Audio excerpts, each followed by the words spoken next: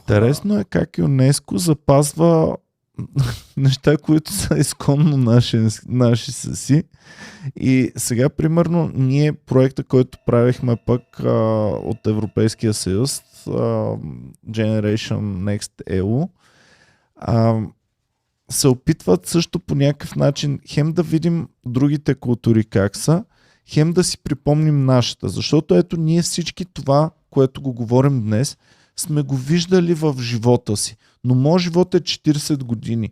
Повечето неща, които си ги изговорихме, съм ги виждал, ама са толкова отдавна отминали, че аз едва ли не съм ги потиснал и са изчезнали в мен. А колко традиции са изчезнали и въобще не са стигнали до нас?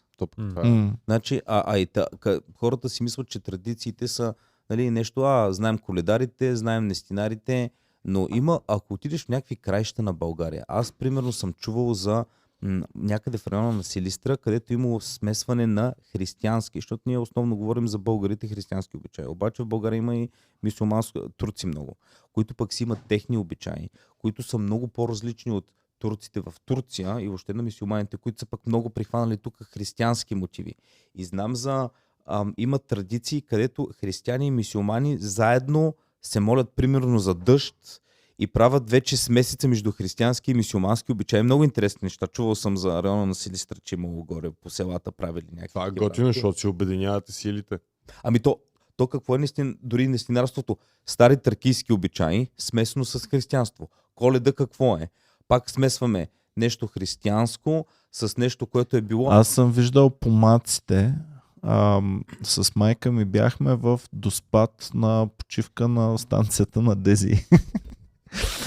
И Доспат, около Доспат, селищата, има много помаци там.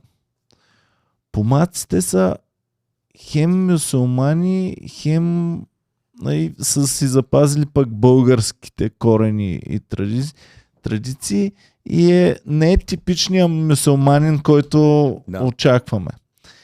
И тяхна традиция е примерно сватбата да не се кани. Всички отиват на сватбата им. И ние нещо с майка ми... имен ден, както е. Моля? Както на имен ден не са кани. Както на имен ден. И с майка ми там сме били, аз бях дете, това е минимум 30 години. Около 30 години са минали от тогава. Значи около преди 2000-та.